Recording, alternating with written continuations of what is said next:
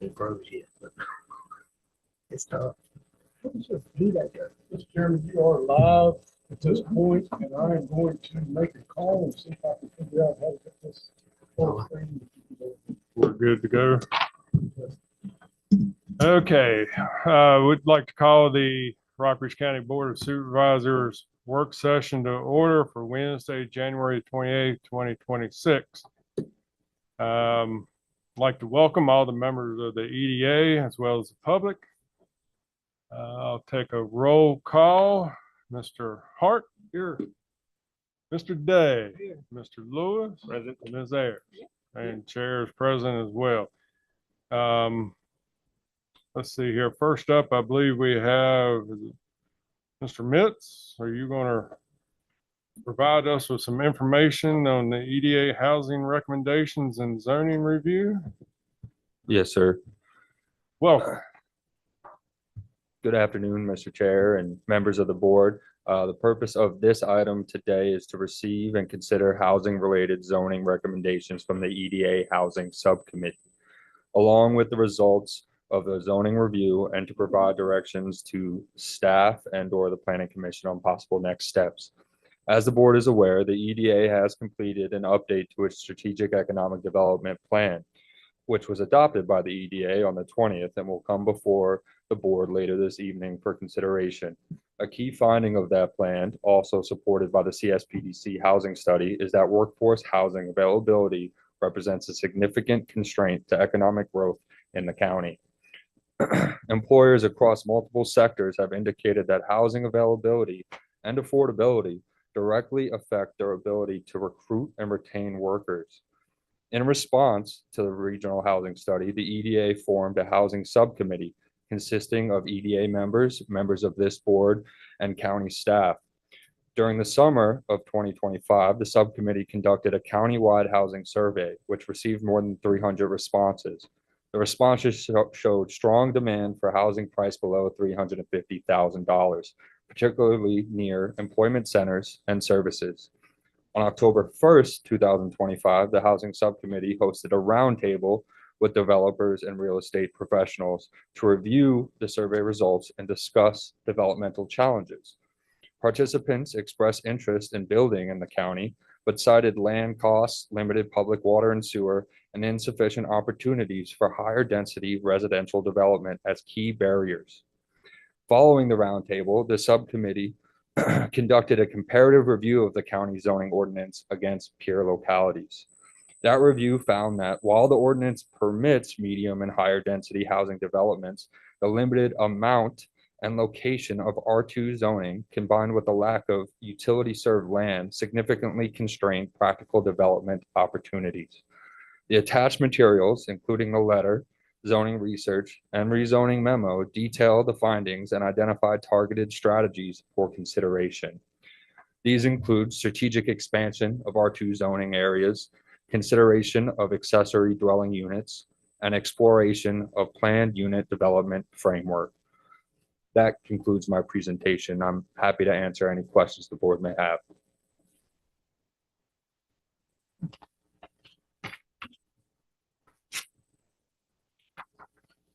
Any questions?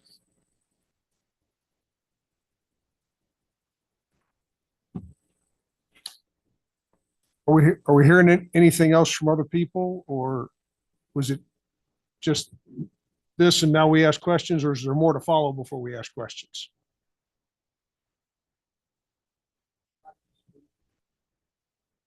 Why don't you come on up, Mr. Hawkins?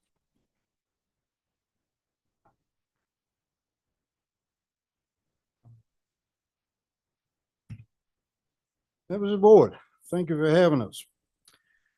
Before I make too many remarks, I should acknowledge a couple of things. Stacy Stevens is with me, representing the EDA, and who also serves on the subcommittee.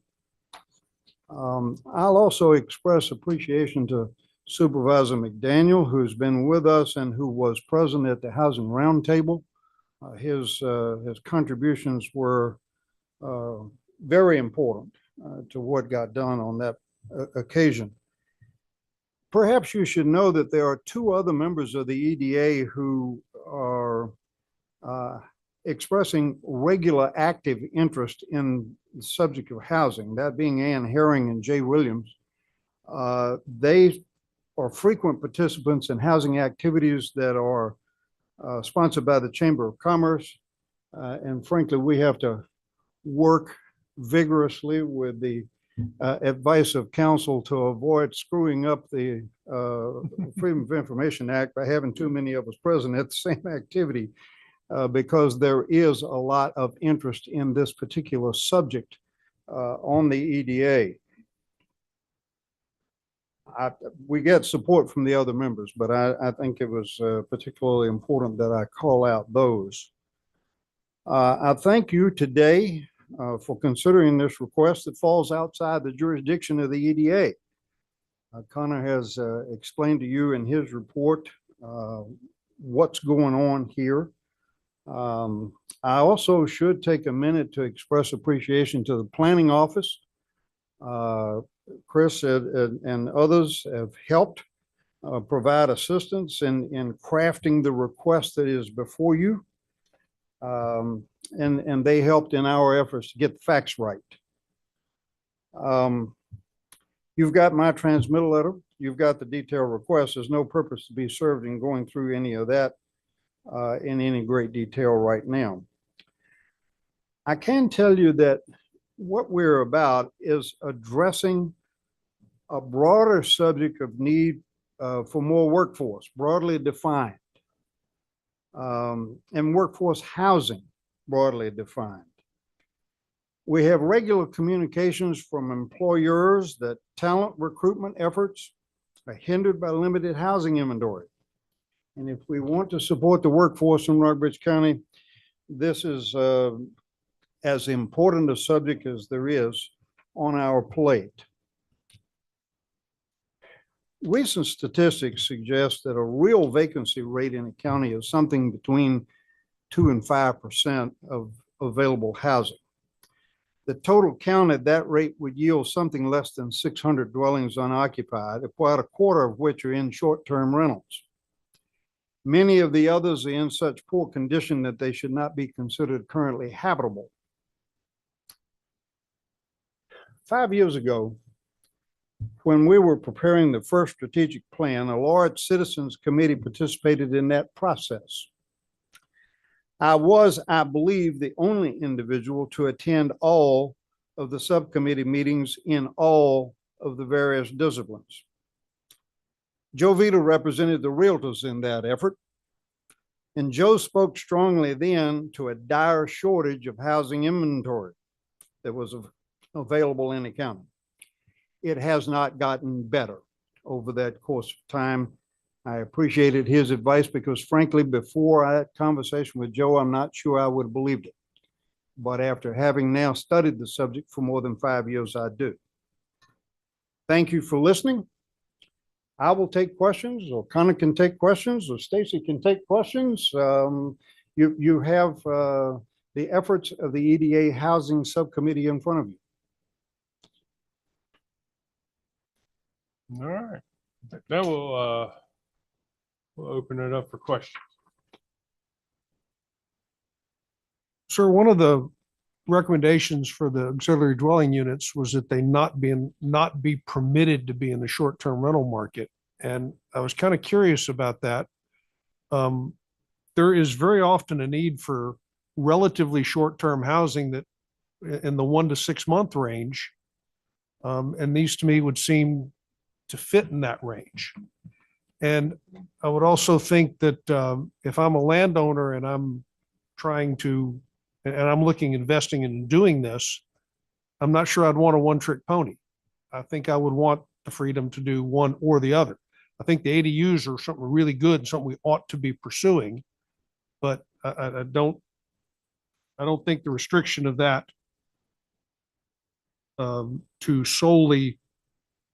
That's a reasonable question. I think the initiative here is to try to limit Airbnb and like kind of activities. There's a property that's right directly across the road from me. that is not occupied on a regular basis. To my knowledge, it was used for about 3 weekends in the past year. I like my neighbor. I think he's a good guy. And if he wants to use the property that way, that's fine. But it's not available then for the purposes that we're trying to achieve here, and that is to expand workforce housing, again, broadly defined. And I'll add to that, Mr. Hart. So the CSPDC housing study documents the lack of rental availability. And so allowing ADU structures will give us the opportunity to have additional rental houses. However, if they're put in short-term rental, the trend has been that they're Airbnb and they're not there for long-term rentals for someone who needs a rental for maybe 6 months to a year. I would view 6 months rental for someone who's working here, for a specific period of time is a very different subject than weekend type activities. Correct me if I'm wrong, but I think Airbnb is anything less than 30 days. Is that correct? Chris? That is correct. It would, So- a month or 6 months so- would not considered. 1 to 6 months, it would fall outside of the restriction on Airbnb, Good. I believe. Yeah, and that's the whole point of this process. I mean, the request that we're making really falls outside of our jurisdiction. It's going to be something that Planning Commission is going to have to discuss and debate exactly the kind of distinction that the two of you are drawing here, and it's fine. I mean, that's what you're all about. In some respects, I wish it was part of our jurisdiction, but it's not. Okay, next question, the planned unit developments, love the idea. Really, really, really great idea. But to build a new one is really expensive. Mhm. How do we convert something we already have into something that someone else would look at 6 years from now and say, oh, that was a planned unit development? We're like, no, nope, it just naturally evolved. Now, I think that relates to how we zone things, but I mean, I sit here and I look at the ponds in that area, it's something like that. I've driven through there like twice. How come there's not a bakery? Because I'm telling you, if you put how comes there's not a pub? I mean, we all go to Ireland, we want to go to the neighborhood pub, and we don't do that here. We go somewhere else to vacation to get that, and we say, man, wouldn't this be nice at home? And I think it's fine to say we'd like to support planned unit developments, but I think we also need to say, how do we let what we have evolve? We don't have to force the evolution, but let it evolve into that, because what's the sense in trying to create it if we won't let something become it? Well, we got to create the opportunity for it first. And that's really what changing the rules is about, is to make it possible. And then who puts the money up and it brings the idea to the table is, something that is not yet well defined. The next mission for the EDA Housing Subcommittee, tomorrow afternoon's meeting, if anybody wants to know about it, is in fact going to try to address 2 subjects. One is, if we want to try to create support for additional units, meaning we've got to have water and sewer in places that we don't have. If we want to try to create support, do we want a housing authority, a whole separate governmental entity that can buy property and own it and develop it and lease it or resell it or whatever? Those fall outside of the jurisdiction of an EDA within the statutes of the Commonwealth. We can't do that. We can acquire the property. We can facilitate another developer, but we can't own it and lease it and run it. A housing authority has to do that. Now, I have some apprehensions about that. One, I've told Supervisor McDaniel, I'm not great on creating more entities. Rockbridge County's got more entities than I can count as it is. And I've been here 44 years counting entities. So I think I ought to know.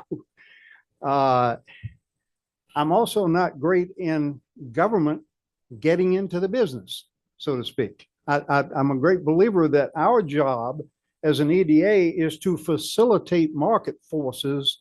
It's not to get in the business of being a market force. So I got some apprehensions about creating a housing authority, but we would fail the public if we failed to discuss that subject. If we didn't look at what is possible in the code of the Commonwealth, then we haven't done our job. So that subject is going to get discussed. And maybe the subcommittee will have a whole different take on it than I do. I'm speaking purely personally when I say I have some apprehensions about it.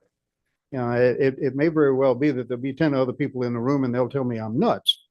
Wouldn't be the first time. But what I'm suggesting to you is that we know we've got more to do. And even if we go out and search for money, and we've got a whole list of things, again, Connor's done the homework for me.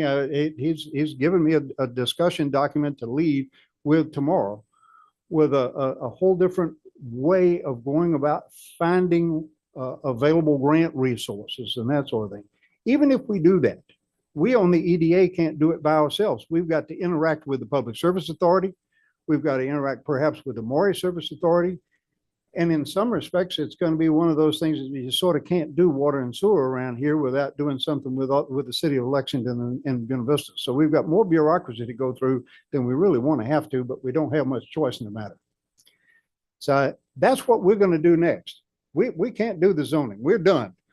We're making a recommendation to the Board of Supervisors and to the Planning Committee, and we're asking you to do the job that we're not allowed by statute to do. And we're also telling you what we're going to do next.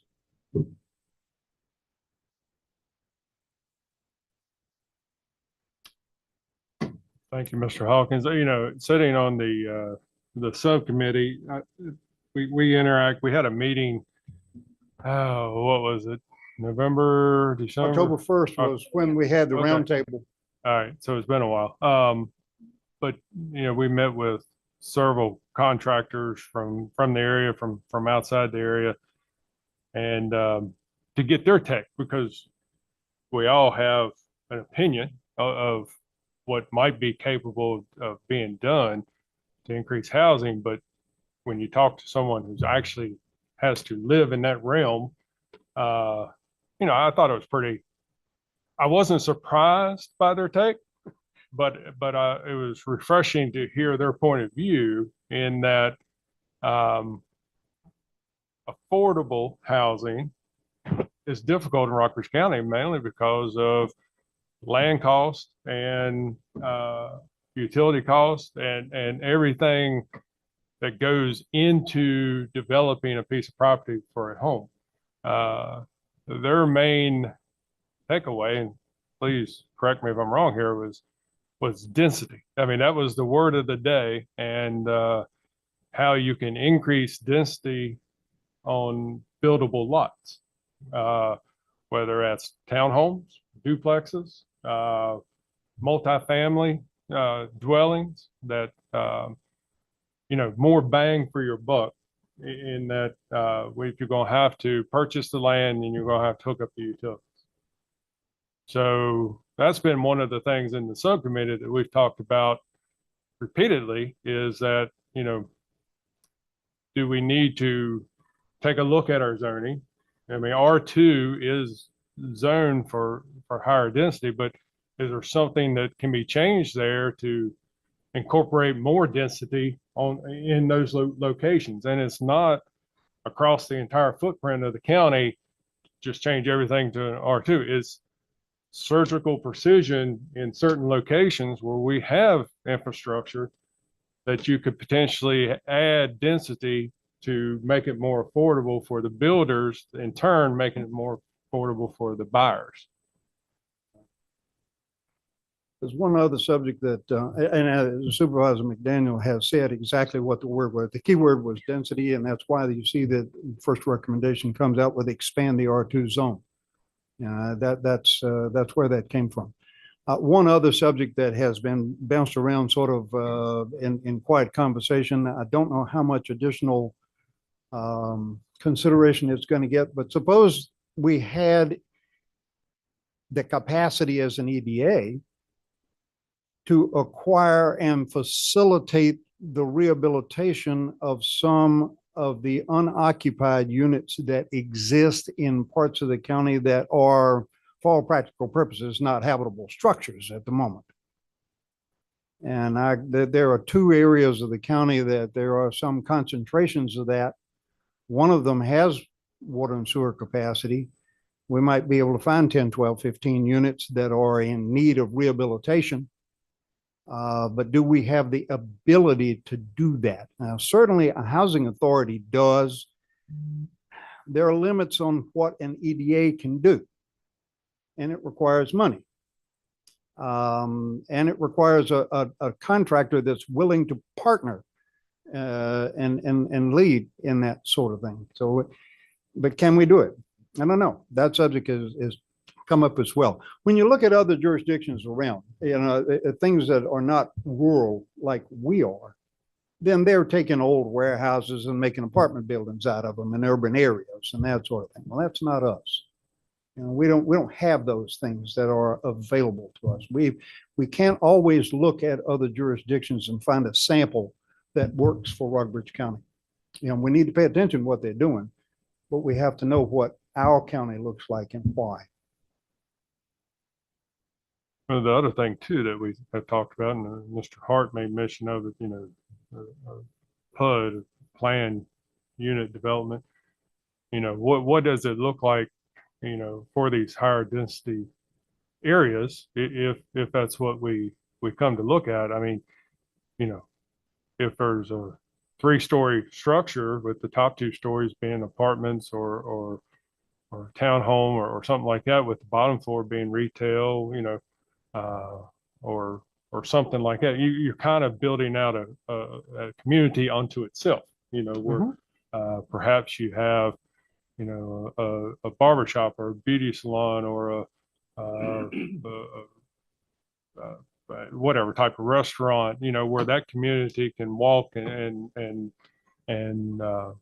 partake in those things. It brings people from the outside in as well, but that helps with not only housing, but it also helps with the community aspect of that housing. David, we would be remiss you've heard this story, but for the others that have not, we would be remiss if we didn't bring up the one subject that always partners with housing when we're looking at workforce, and that's childcare. If you use that planned unit development and you build it, and one of the things you have in it is a childcare facility, or one that's close by, or one that's been partnered with something. One of the things that came out of the housing survey that was done was people want to live where they're close to available services. The most popular area of the county was Fairfield. Why? Well, I say that. The perimeter around Lexington and the perimeter around Buena Vista were also popular because they were close to grocery stores, they were close to schools, they were close to whatever, but there's a concentration also in Fairfield. And people were looking at it going, what is the place that makes it the easiest for me to do day-to-day living? And that was the sort of response that we were getting out of the 300 folks that replied that said that they wanted some workforce housing out of that survey.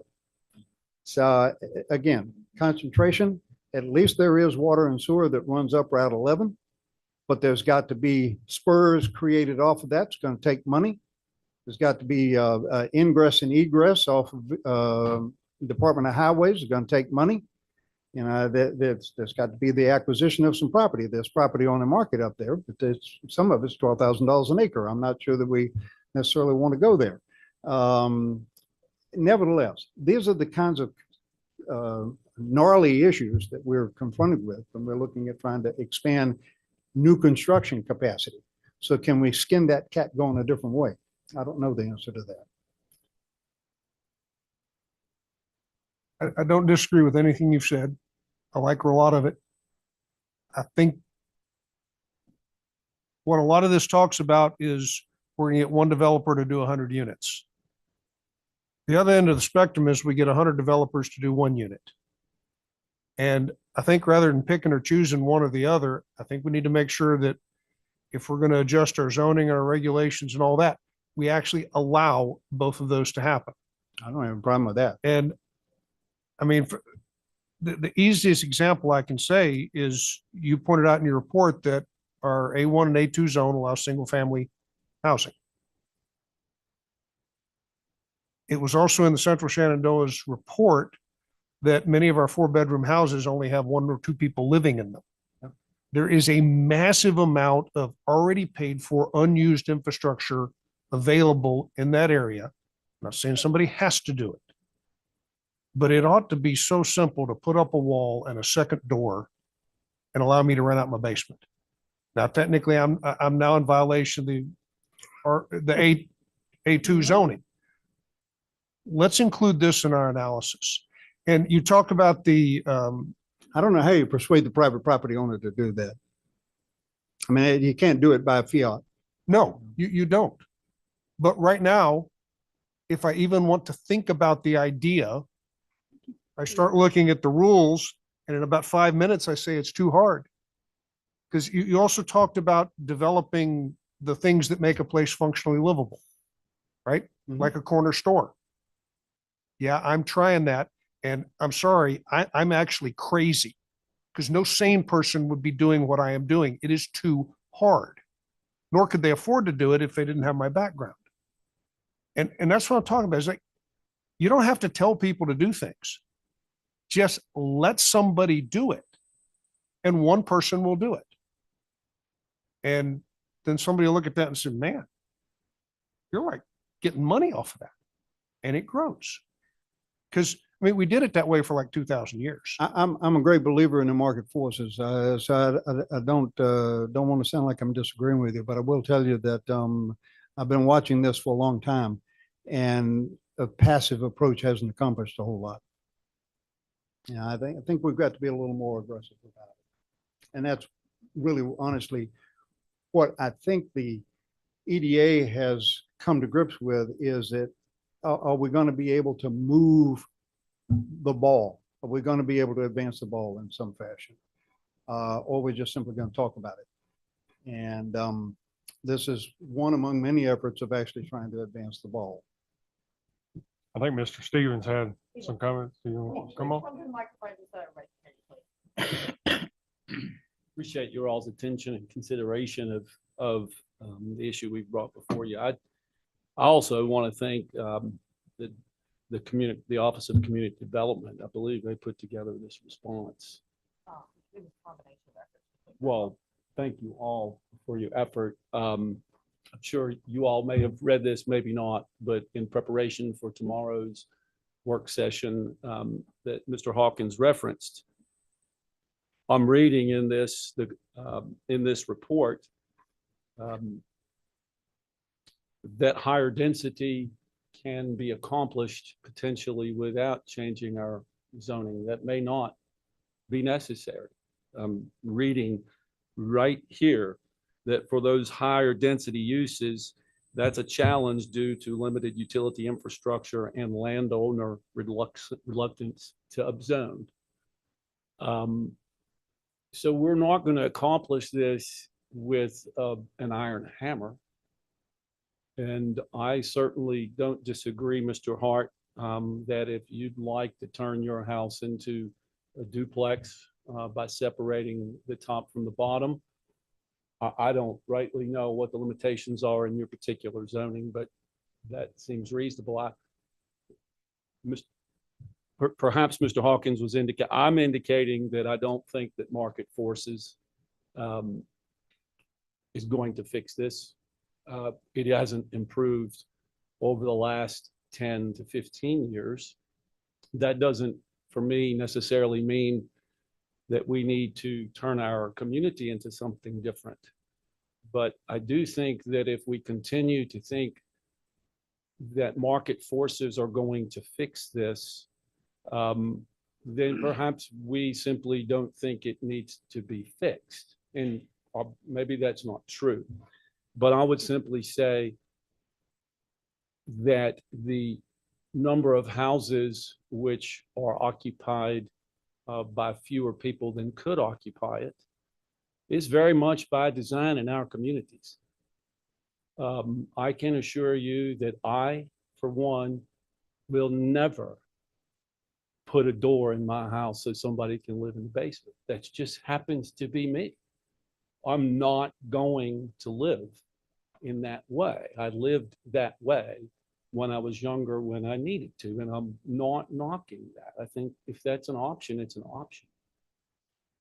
But I would suggest that if we could potentially look at reaming out the value of our limited utility infrastructure, and if we need to engage landowners for discussion about consideration of how they might consider using their land, I don't think that's a bad thing.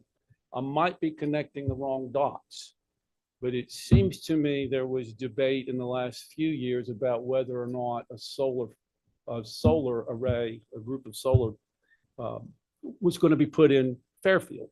It's there. And the justification for it was a fella owns his land and needs to do with his land what's necessary to continue living his life. I don't see how consideration of using your property or you don't necessarily have to upzone it, all of it, but you might consider, hey, instead of a solar farm, I might like to put some houses up in this particular spot where there's some infrastructure. And it might be as little as us bringing light to the reality that some of our zoning designations would allow it. In which case, potentially the market might migrate. But I just share those things to say that I'm not committed to changing the zoning. I very much appreciate how carefully it was pointed out to us that we might be able to accomplish some of what improving access to housing in our communities without making those large changes. So I appreciate your all's listening and just wanted to share that I don't necessarily think this is so much about the focus is to change, but to meet the need with the opportunity. And it's a very large need. It's a very complicated issue and won't be solved by any one potential solution. Thank you, Mr. Duke. Mr. Chairman, could I piggyback on that just a second? Sure. And thank you, Mr. Stevens. That's a good segue for something that I wanted to share. A lot of times our Office of Community Development is that they're the front line and they get blamed for different things and different zoning restrictions or whatever. They are interpreting and enforcing code that has been set forth by this body or previous bodies prior to this. And it's also their job to point out things that folks may or may not be thinking about, such as utility limitations, such as conservation easements, such as water sewer moratoriums in some areas, that type of thing. So I just wanted to say that, especially a little bit early in this process, I did hear some rumbling about, it's the Office of Community Development is holding us back, and that's simply not the case. Chris Vivek and Neil, that group does a fantastic job. So.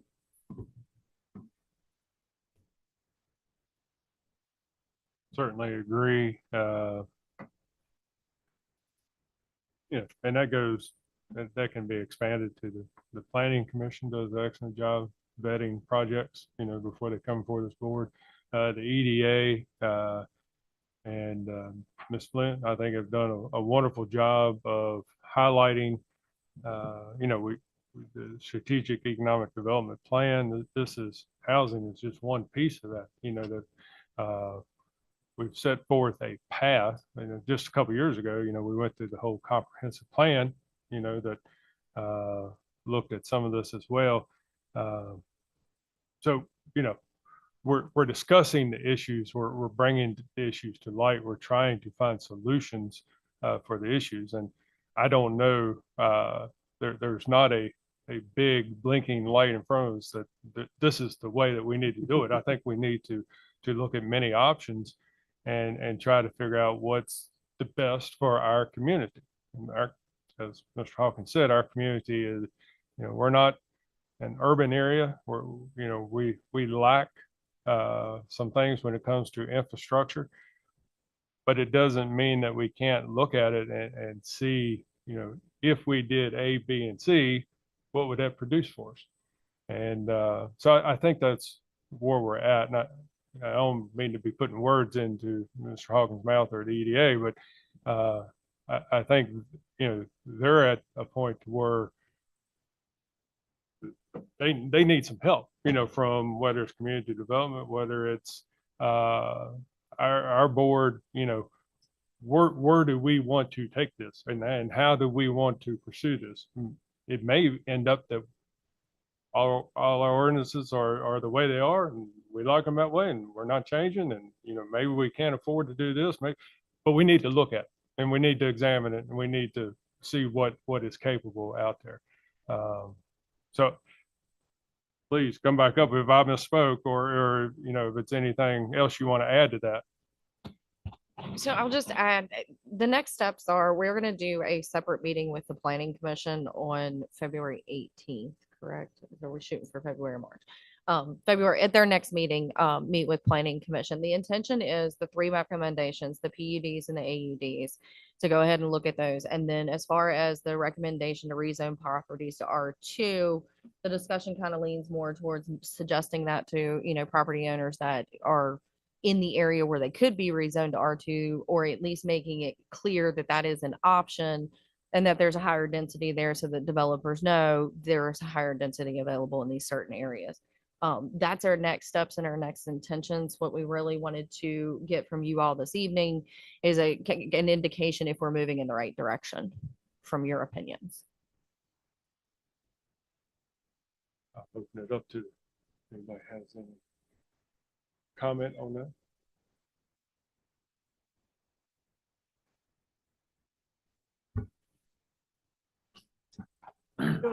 I personally don't object to the step that you just outlined, Brandy, if that was the question.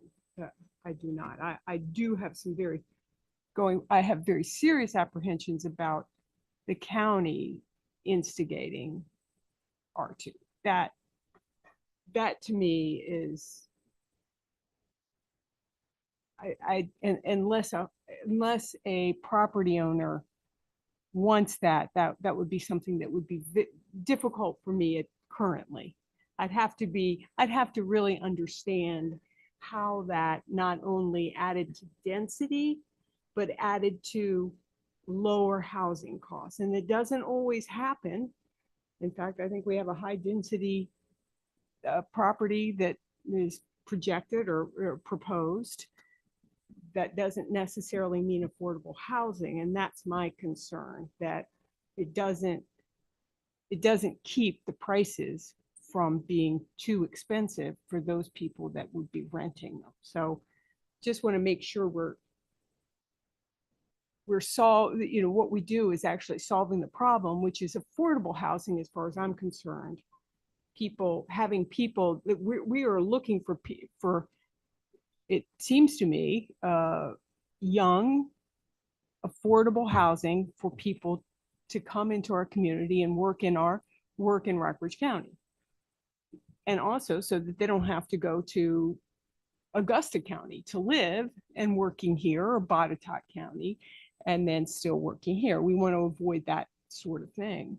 But I want to make sure we'd be solving that problem. Property values are expensive because people want to live here. And we have people coming in that put pressure on our property values, and they can afford very expensive properties. And that has had, well, it's the biggest cost here is land, and it's very hard to buy land in Rockbridge County. I came back up, Leslie, because you pushed my button. Oh, I could see that. Good. There's a couple of things there. I think if you pay very close attention to the census data that is being released this week, you're going to find that there is a net decrease in Rockbridge County's population, and the people that are coming here are not workforce. No, you're proving my point. I mean, Yeah. Exactly. That's So putting pressure on our land. We are about trying to create workforce. We're not about trying to attract people that are my age. Is the sort of the long and the short of it. And I do think that one of the issues that always comes up, and I don't pretend to try to tell the Planning Commission or the Board of Supervisors how to do zoning, But I will say that where I have seen successful zoning, it has been viewed from a top-down point of view and not from a bottom-up. It cannot initiate initially from the property owner. It has to be viewed from a top-down, where you get a concentration of like things and you leave the rest of the county alone. If you get the concentration of business activities in and around Lexington and Buena Vista, or in and around Fairfield, or in and around Rafine, or in and around Glasgow, and you leave the rest of the county alone, then perhaps we have done the right thing in zoning, but it has to be viewed from a top down in order to see that. So to have the Planning Commission and or the Board of Supervisors initiate the zoning decision, to me, is in fact the right place for it. And I would encourage those two bodies to embrace that responsibility and decide how that sort of concentration needs to happen. Otherwise, you do in fact encourage an array of things all over the place. And that isn't, I don't think, anything that anybody wanted. One of the things I did hear repeatedly when we started the Strategic Economic Development Plan again 5 years ago was that nobody wanted Rockbridge County to look like Fishersville beside 64, or for that matter, to look like 340 between Stuart Draft and Waynesboro.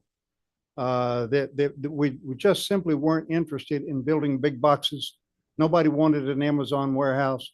And it was just, that was feedback that I got a lot of. Okay, I'll buy that. And the same thing is true, I think, when we're looking at housing activities and zoning. We, in fact, need to look at it from a top down. And if, in fact, there's a sort of a unilateral legislative change in zoning, that does not alter a property owner's rights. Property owner can use that property any kind of way they want to, and they can die with it in the condition that it's in right now, if that's what their preference is. There's no change in that that's necessarily required. It may be influenced by some other decision. Neighboring property owners may choose to do something else. But the notion that we have to wait for something to come from a bottom up simply means that we aren't going to get anything done at all. And that's one of my great fears about this, is I think we need to embrace the notion of looking at expanding concentrated areas from a top down. That's what's being requested. Appreciate you listening. Were you going to comment on something there, Chris? I will add, it was 2009, 2010, we created that's when we drastically reduced the development rights in the rural areas. That's also when we created the agricultural transitional zone. And so I did, oddly enough, it's around Lexington, Buena Vista, Fairfield, Rafine, and Glasgow. Those are all our rural agricultural transitional zones. So what it did was keep the status quo of the 2-acre lot size, 2-acre density, but also it's sort of the professional planning term, get your cake and eat it too, because agricultural is still a permitted use, of course. Y'all recently amended it, so livestock confinement facilities are allowed, as they should be by law, in an agricultural zoning district, agricultural transitional zoning district, excuse me. But also what the transitional zoning district, and we map those around public water and public sewer. There's a stretch of Route 11 that's a force main, which is harder to hook up to than gravity fed. So you'll see the different zones between the A2 and the AT. With that being said, that exercise, in my opinion, did not drastically reduce or the by right uses. Agricultural is still a by right use. However, if you are going to go to R2 zoning district, there's no R2 zoning district, R3 or R4 that's going to permit agricultural as a permitted use. So you would be, in those cases, if it's a county initiative zoning and you have a 30-acre spot here that's zoned agricultural, and y'all rezone it through the comprehensive plan, through the legal process, to R2 or R2 or R3, whatever we come up with, then that would reduce the by right uses of the property, not to include agriculture. Would it affect the taxation on that property? Probably the assessment being in an R2, would that be a different? I'm uncertain about that. It's almost the use of the property. But it can stay land use that's existing before it would be grandfathered in, but if they sell the property, they can no longer get the agriculture tax benefit. From my time on the equalization board, the assessment of a home site was independent of the zoning. So we have home sites in agricultural areas where the site itself, not the home, is assessed at $60,000 or $80,000 for 1 acre. Just because of the view. That was 50. Okay. You have to come to the mic. I'm sorry. I just wanted to comment. I certainly respect the desire to provide affordable housing, but I deliberately don't use that word because what I believe we need are housing units of a variety of styles, sizes, and prices. If we didn't learn anything from our roundtable with the developers, to ask them to peg themselves to a price of 200 or 250 is folly. They're just not capable of thinking about producing in that fashion. So while I do want folks to be able to afford where they live, I personally support the proposed plan for the multi-family unit over on North Wind, even if it is what I call market rate. If it takes a married couple or a couple both working to afford a place to live and all of them fill up, then it strikes me there's a need and it's being fulfilled. I do think we need more patio homes and more attached, perhaps townhomes. They don't belong all over the place necessarily, but it is, there are ways for builders to build on scale and perhaps save a bit. It will be difficult for us in Rockbridge County to generate the interest of any entity that wants to come here and build 100 homes. And primarily that's because once they get done with 100, they're done. There's not anywhere else to do it. But I don't know that an entity wouldn't come here to do that. But every time I've had conversations over the last 6 or 7 years with developers, they tell me that the reason that Rockbridge County doesn't have those large subdivisions with a single builder building out is because we don't have enough of them. They don't want to bring all of their workers here to do one subdivision. I don't make those decisions. I'm not trying to say what will and won't happen, but I believe if we have homes of a variety of sizes, and that will generate the possibility of different price points, and we will find issues with vacancy if doesn't sound like me. It is me. I got it. So I appreciate affordable, but what I'm interested in is more housing of a variety. I'd love to see us not end up with Well, 75. I thought that was I mean, forgive me, maybe I've gotten this wrong, but I mean, the focus here was on affordable housing. I mean, maybe you don't like the definition, but that was what the survey was about. The whole focus is how can we drive down the cost? And we do that, you're saying through density. I'm just saying it doesn't always happen. Yeah. Because of Rockbridge County is a very desirable place to live. And you can find, you might not want to, but retired couples might be filling up these housing units, not doing anything for the problem we wanted to solve. They may not, but So one way to put it, and I thought it was interesting when they were doing the CSPDC housing study, was that all houses are affordable to somebody, meaning somebody in some tax bracket can afford that particular house.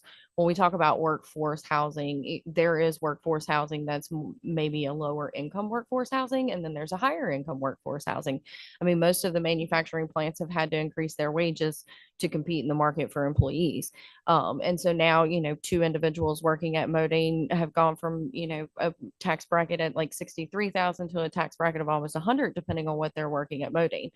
And so I think Stacy's intent is that we need a variety of housing. We are focused on more affordable housing for individuals of the working class here because we need more individuals to work here.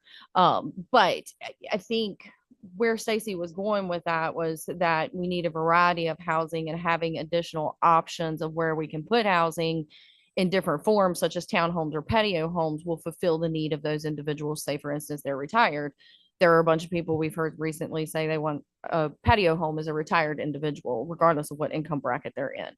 And I guess what the request of the EDA is to look at planned unit developments, which will offer that type of variety of housing. You can do the townhomes, single family homes, and then along with commercial operations within them if you would like. And that's where they're going with that. The request for R2 zoning is to make it perfectly clear to developers, so they find Rockbridge County desirable, that we do have a higher density development area if it's located within public water and sewer area, in the range of public water and sewer, that zoning does exist, and we're here and ready and open for development to find more affordable housing. And then the AUDs is an opportunity, accessory dwellings, to fill the need that could potentially arise. For instance, if somebody does need a mother-in-law suite, if you have an accessory dwelling unit available, then you could potentially build an accessory dwelling on your property. So I think that gives you three varieties of housing, in three different ways. And these are the particular zoning issue that we'd like to start looking at, if that's the will of the board and the planning commission. And just to add to that, I mean, yeah, I understand completely what you're saying. You know, when we met with the round table with the developers, you know, they plainly stated you can't build affordable housing to the degree of what some people call affordable in Rockbridge County because of the regulation price, because of the land price, because of, you know, you can't get the number of units.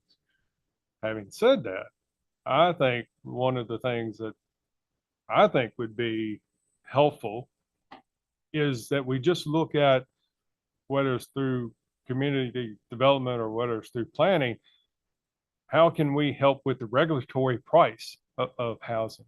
You know, how you're talking about maybe AT transition, agriculture transition districts to R2, you know, maybe we just give you know, we identify areas where that could happen. I'm not saying that we make it happen, but we identify areas and then we make it affordable to the landowner to actually do it. You know, maybe they don't have to pay a fee to come in and rezone. Maybe you know, maybe we can cut back on some of the fee structure to make it more attractable to a landowner to want to do in certain areas, not across the entire county, not across the entire community. The other thing is that, and this is not necessarily specific to Rockbridge County, but I've seen reports from the U.S. Housing Authority, whereas, and this is taken in the entire country, so take it for what it's worth, but in the average price of a house, there's roughly, across the United States, there's roughly $92,000 of regulatory costs in a house. Again, how can we, on our end, make it easier for a developer, make it better for a developer, make it so that their costs are lower? Then in turn, they can offer a home at a little bit lower cost. May not be to your term of affordability. Well, yeah, I mean, I'd like to see the 92,000. I'd like to see that accounting. but that is, I mean, that's factual. I can provide you documentation. But again, that's across the U.S. That's not specific to Rockbridge County. Probably some of that is availability fees and that type of stuff on the utilities. Yeah. The other piece of it is that when we do have a developer who's potentially looking at 40, 50, 60 units, you know, we work with that developer to say, we want 10 units at this price point. You know, the other 50 can be at market. We want, you know, a small percentage at a certain price. That helps with affordability to some as well. Maybe it doesn't, maybe those units don't come with all the bells and whistles that the other units do, but they come at a price that's affordable to certain individuals. So to me, that's where I think we just need to be creative in looking at all aspects as to what is possible. Doesn't mean we have to do it, but just what is possible and what would it take by this board to do to make it possible. Just my 2 cents.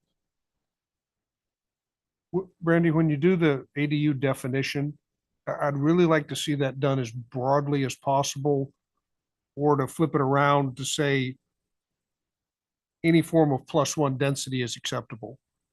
Like when you say ADU, you say that to an architect and they think a separate building.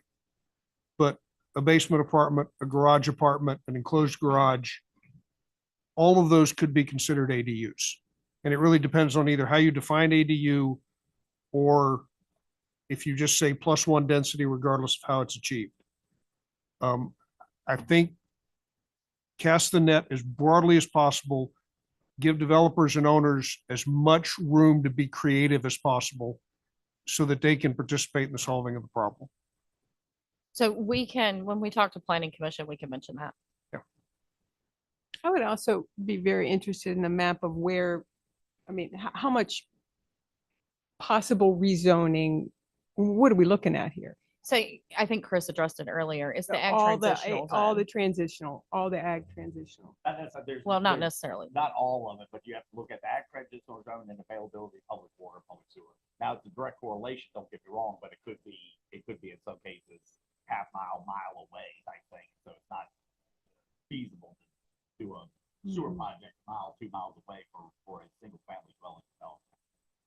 But for just like really like broad looking at it, most of the ag transitional zones fall within the public water and sewer. But like Chris said, you're going, 5 or 6 miles off of Route 11. I will say we always pride ourselves on the fee schedule. It's the first thing I did when I got here 23 years ago was update the fee schedule. That is the last time the fee schedule was updated. With that being said, to rezone 20 acres of property, which gives you, with a 1/4 acre lot size, a lot of inventory, it'd be $500 total administrative costs. Yeah, I find it hard to believe that that's what's keeping it from being developed. When a Yeah. developer talks about, and we learned this in our meeting we had with developers, when they talk about lot fees, they're talking about the public water and sewer, your VDOT entrance permits, the erosion and sediment control, if there's any kind of phase ones or things like that that have to be done. And then your zoning regulations, your building department fees, like am I missing something, David? I feel like I'm missing something.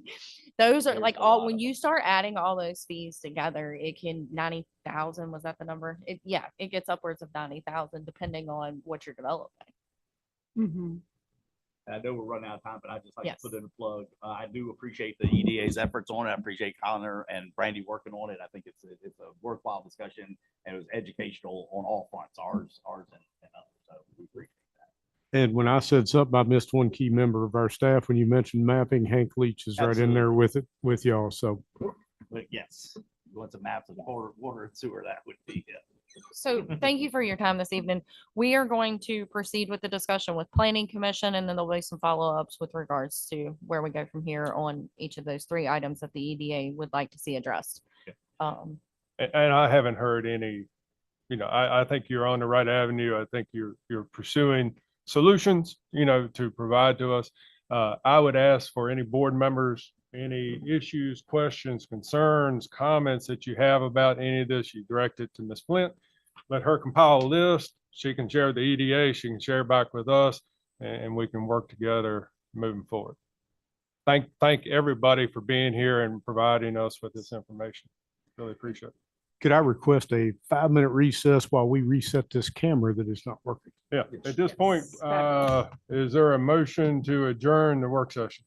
Motion to adjourn the work session. Second. Yes. All right, Mr. Hart, Yes. Mr. Day, Ms. Ayers, Yes. Mr. Lewis, All right. and I vote aye as well. Thank you. And we will pick back up no earlier than 5:35 for our meeting.